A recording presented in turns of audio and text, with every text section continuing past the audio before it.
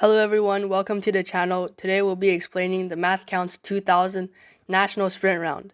So before you guys watch the video, be sure to check out the questions and try to do them yourselves. It'll be in the link in the description. So today we'll be doing the problems 1 through 5. So the first problem says, the sum of two prime numbers is 20. What is the greatest possible product of these two primes? So first of all, we know that a prime number is a number that has exactly two factors, 1 and itself. So some of the possible primes include 2, 3, 5, 7, and more. And then we could see from this that there's only one even prime number 2 because it has only factors 1 and 2, and the other even numbers all have a factor of 2. So we know that the two numbers must be odd numbers. And for it to have the greatest possible product, the two numbers have to be closest together. Take 1 and 19 for example. So 1 times 19, that's equal to 19. And if we take 10 and 10, we get 100. So we can clearly see that the closer the two numbers are, the greater the product is. So we want to find two odd prime numbers that have the greatest product. So the closest two odd numbers is 9 and 11. But we can see clearly that 9 is not prime because it has factor of 3. So we can try the next greatest two prime numbers, which is 17 and 13. And then we can see here that 17 obviously is prime and also is 13. So we multiply them together is 91. So for question number 1 is simply 91. Alright, the next question says, if the square of Winslow's age is added to Abby's age, the sum is 209. If the square of Abby's age is added to Winslow's age, the sum is 183. So what is the sum of their ages? So to approach this problem, I think there's two ways we can do it. So the first way is we can just try to find, try to guess and check. So we can see that the closest number to closest square to 209 is like 14 squared. So we know 14 squared is 196, right? So 209 is 13, and we plug it in. So 169 is also the smallest, the biggest square, smaller than 183. So 169, and then we see that it is 14. So by guessing and checking, we can pretty quickly get the sum, which is 13 plus 14, 27. But if we don't want to guess and check, there's also another way that's pretty effective as well. So we know, let's set Winslow's age as W, and we know that the square of Winslow's age plus, let's call Abby's age A.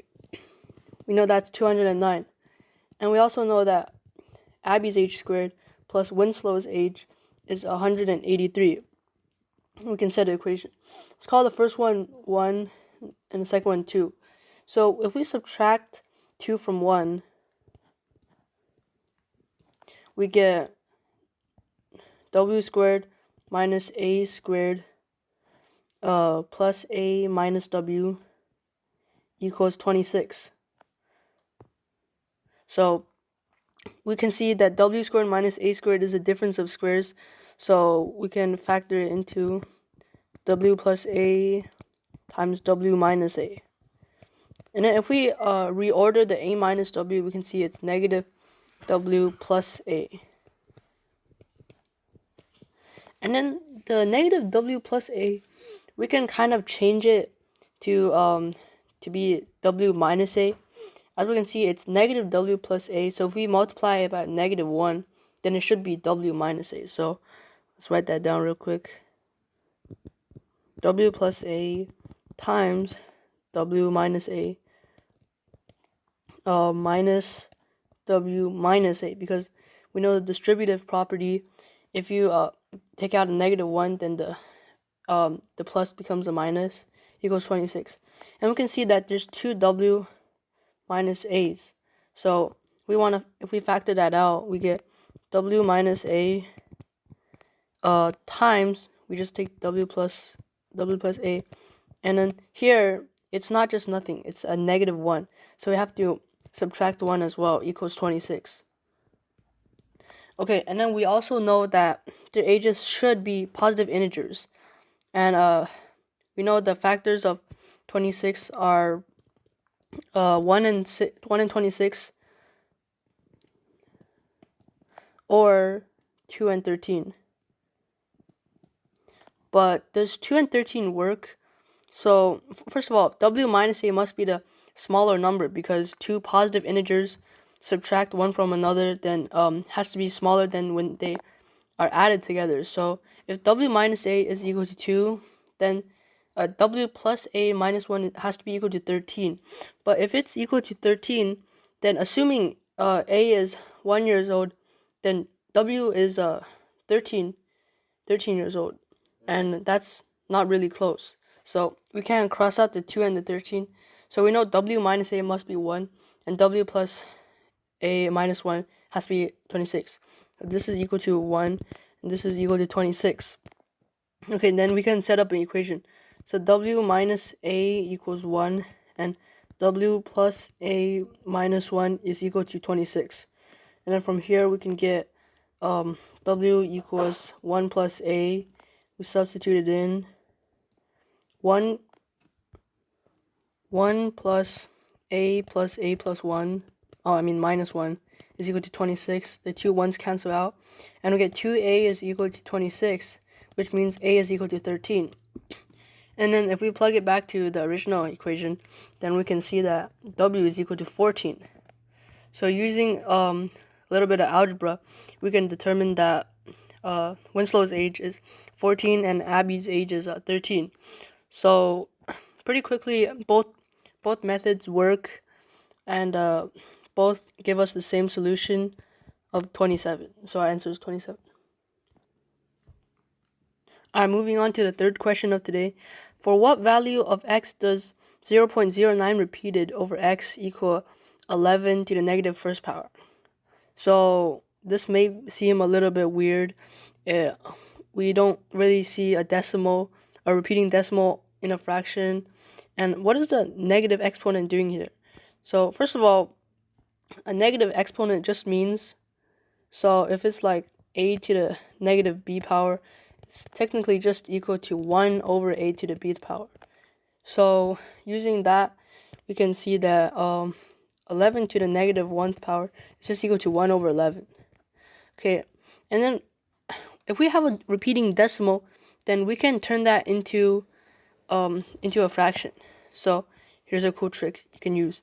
So we know, let's set x is equal to, actually let's put a, because we already have an x. So let's say a is equal to 0.09. Okay, this is what we're trying to find, a. And then if we multiply a by 100, so 100a, we see that the 9 moves up twice, so it's 9.09 repeated. And we can see that this is just 9 more than our original value. So 99a, if we subtract 1 from 2, so 2 minus 1, then we can see that's equal to 9. So a is just equal to 9 over 99, which is 1 over 11. And then if we bring it back here, it's a over x equals 1 over 11, right? So 1 over 11 over x is equal to 1 over 11. And then we can multiply x by both sides, but we can clearly see that 1 over 11 divided by 1 is just itself. So pretty obviously x is just going to be 1. So question 3, answer is 1. For the fourth question, there's a little bit of geometry. It says vertices A, B, and C of a cube are connected as shown. So we know that this is a cube, and we know the volume of the cube is 27 cubic inches, and how many square inches are in the area of triangle ABC. So we're trying to find an area of a 2D shape from a 3D object. Express your answer as a fraction in the simplest radical form. So what does the 27 cubic inches tell us if it's the volume of the cube? So to find the volume of any rectangular prism, it's just the base times the height, or the width times length times height. And in a cube, all three lengths, or all of the lengths, the height, the width, and the base, and the length are all equal. So something squared is equal to 27. And then pretty obviously, 3 cubed, something cubed is equal to 27. So obviously 3 cubed is equal to 27. So we know that the side lengths are all 3. So knowing that the side lengths are all 3, we can see, using this point over here, we can draw out a triangle. And we know that these two lengths are all 3, and this is a right angle because it's a cube. Using the Pythagorean theorem, we can find the hypotenuse. This is just 3 root 2. If you solve it out, 3 squared is 9. 3 squared is also 9. Root 18, we can get the 3 out again, so 3 root 2. Or it's just a Pythagorean triple, 1 square root of 2, and then multiply by 3, so it's 3 root 2. And now we know one of the side lengths of the equilateral triangle. We can solve for the area. So the area is just root 3 over 4 times the length of one of the sides, which is 3 root 2, and then squared. And then 3 root 2 squared is just equal to root 3 over 4 times 3 is just 9, and times 2, that's 18.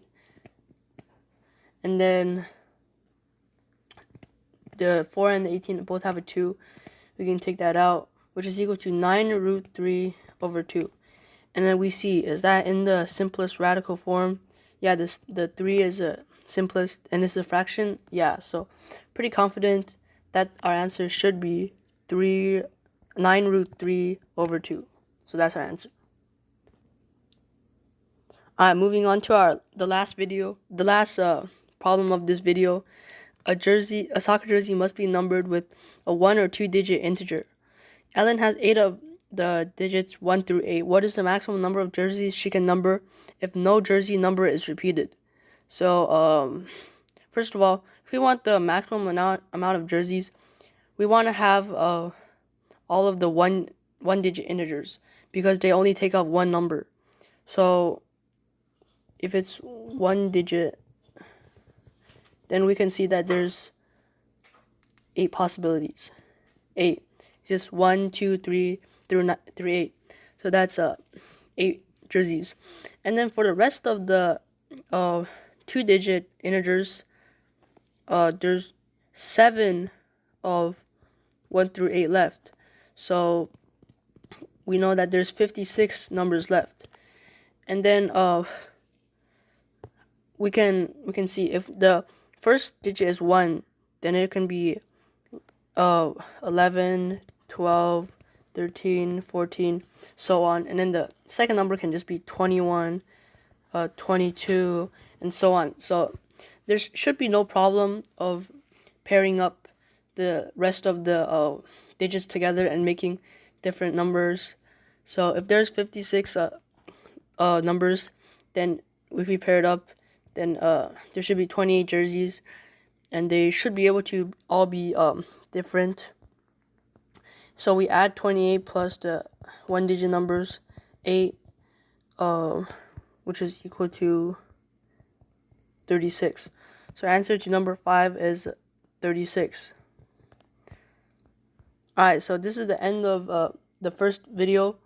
We covered the first 5 questions. And again, you guys can try out the problems in the link in the description. And make sure to check out the next video. It'll be covering 6 through 10. See ya.